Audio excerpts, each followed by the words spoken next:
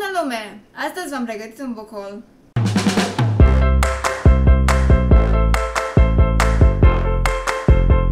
Pentru cei care nu știați, am fost săptămâna trecută la mare, de aceea nici nu am reușit să postez vreun videoclip pe canal. Acolo am trecut prin Constanța și m-am gândit ce suvenire există mai bun decât o carte. M-am dus la Prăvălia cu cărți din Constanța, care este o librărie relativ destul de mare.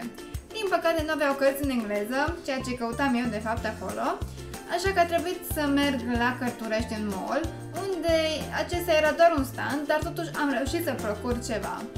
Ok, prima carte fiind Miss Peregrine, de Ransom Riggs. Sunt sigură că ați auzit de această carte, este super populară și pe mine mă intrigă foarte mult ceea ce am auzit și știu și că o să apară un film după ea, așa că sunt nerăbdătoare să o încep.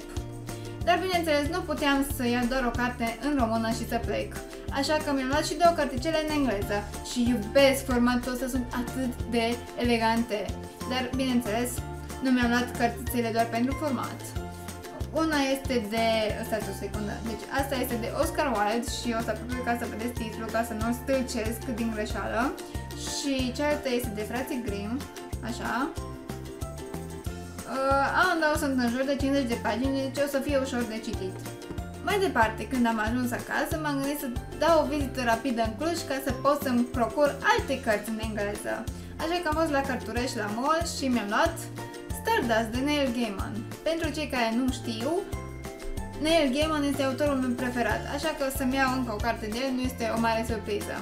Adevărul este că am vrut să-mi iau în alt format această carte, dar când am văzut formatul acesta m-am gândit că e o carte făcută special să o cumpăr eu.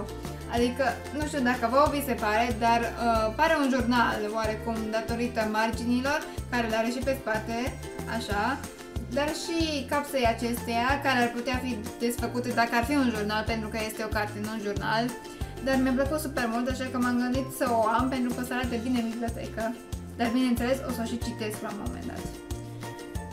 Dar nu puteam să plec doar cu atât, așa că mi-am luat 3 cărticele din seria asta Little Black Classics.